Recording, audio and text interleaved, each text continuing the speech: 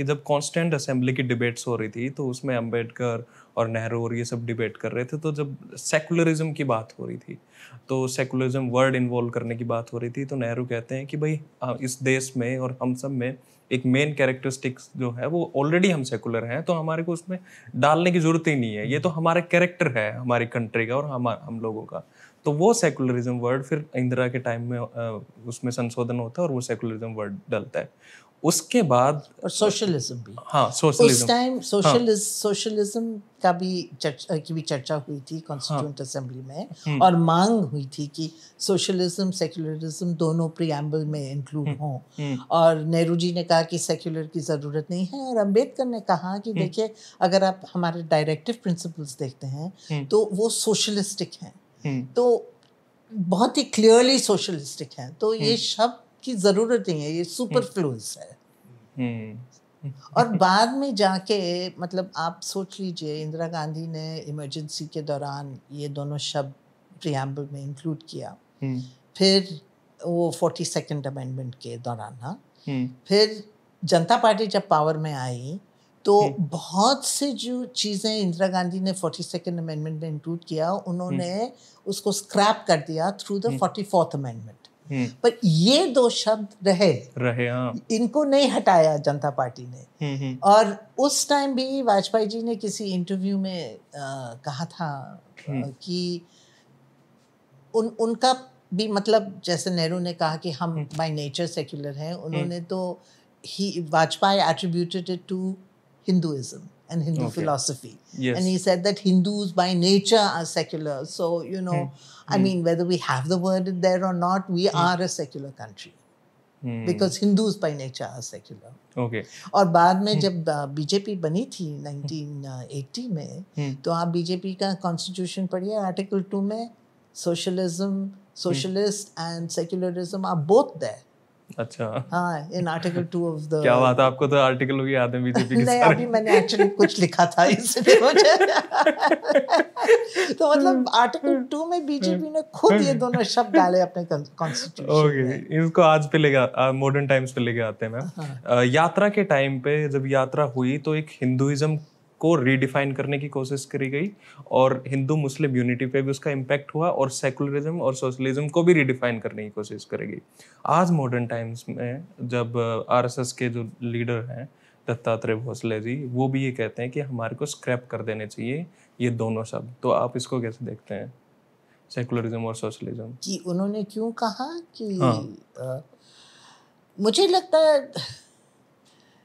I mean इसके कई reasons होंगे, और जो सबसे मुझे पेटी लग रहा है और जो सामने आ रहा है वो ये है कि वो जो नेशनल नैरेटिव डिस्कोर्स जो चल रहा है आज के दिन में, वो डाइवर्ट अटेंशन करना चाहते हैं। अच्छा। क्योंकि जो अभी जो डिस्कोर्स हो रहा है, आप ऑपोजिशन को देखेंगे तो वो प्रश्न उठा रहे हैं ऑपरेशन सिंदूर पे, इंडो यूएस रिलेशंस पे, चाइना का क्या रोल था ऑपरेशन सिंदूर में, चाइना पाकिस्तान मिलिट्री एक्सिस का क्या इम्पैक्ट होगा हमारे नेशनल सिक्योरिटी पे, और इन पे ये सरकार के पास एक्चुअली जवाब ही नहीं है, यू नो, वो भी बल्कि चुप है।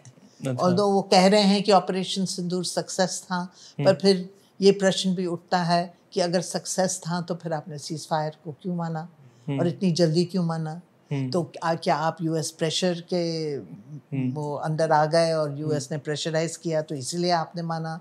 तो फिर आपका इंडिपेंडेंस कहाँ है? इंडिपेंडेंट फॉरेन पॉलिसी, आपकी जो मस्कुलर नेशनलिज्म है, जो मोदी जी ने अपना पूरा मतलब इमेज उस पर बनाया है, पूरी पॉलिटिक्स यू नो किया है उस पर, उसको क्या हो गया कि डोनाल्ड ट्रंप ने कहा सीज फायर करो तो आपने सीज फायर कर दिया। तो ऐसे बहुत से प्रश्न आ रहे हैं, और अभी पार्लियामेंट का सेशन होने वाला है, मॉनसून सेशन, तो इसमें ऑपोजिशन तो शोर मचाएगी, हल्ला मचाएगी।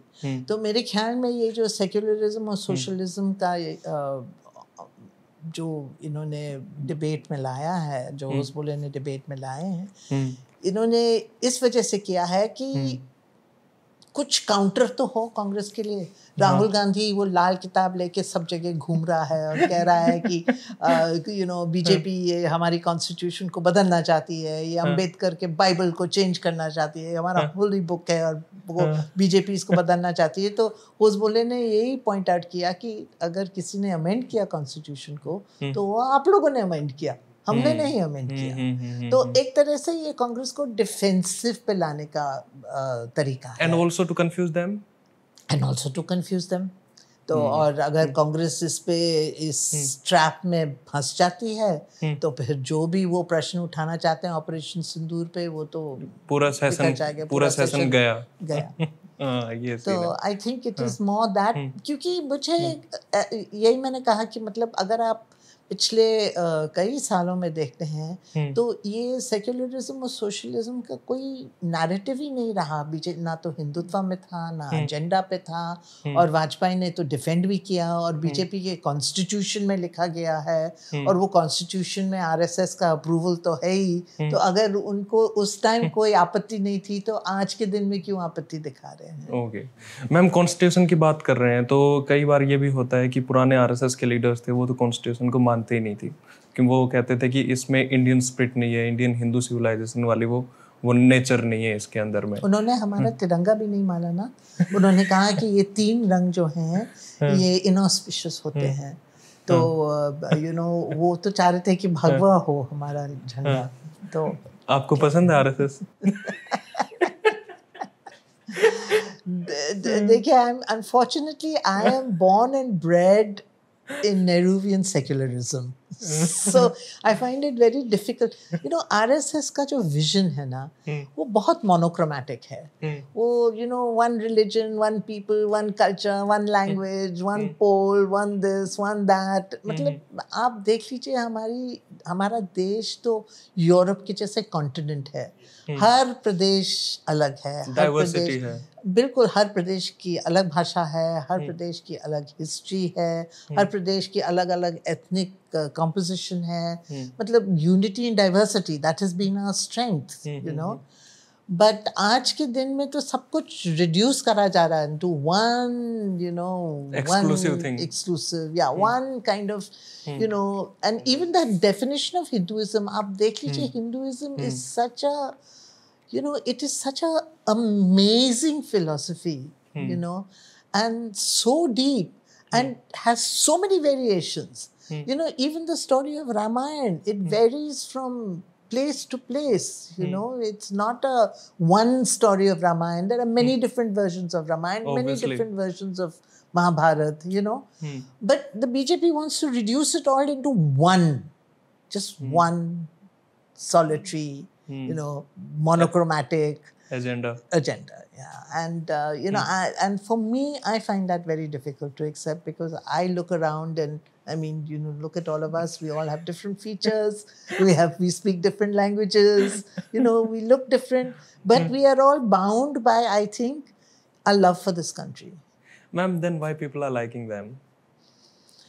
So I think that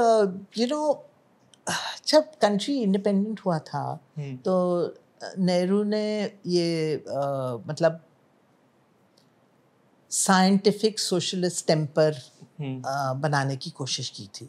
तो इसीलिए हैवी इंडस्ट्रीज, IITs बनाए उन्होंने, IIMs बनाए, एम्स वगैरह शुरू किए। So his whole approach was that we should become modern, we should have a scientific temper, and we should be socialist, because इतनी poverty थी उन दिनों में कि but 70 years later मुझे लगता है कि लोग want to redefine nationhood, want to redefine the concept of nationhood. But why? Well, what is the need behind that? I think the reason is that the Congress itself has lost the narrative. जो narrative उन्होंने शुरू किया था, जो नेहरू का narrative था, वो Congress has lost sight of that narrative. आज के दिन में आप सोच लीजिए, nationalism was the Congress's plank. After all, it's the freedom party of the freedom struggle. वो nationalism plank तो बीजेपी ने छीन लिया। उनके जो आइकॉन्स थे एक एक करके बीजेपी छीन रहे हैं, including Patel. Yes. The Congress has not been able to hang on to them. The Congress has been reduced to one family. And I think that has played a very big role in the slide of the Congress. And in that vacuum, the BJP is, offering an alternative vision. Now, it is a very Hindu vision, but then, this is a Hindu country.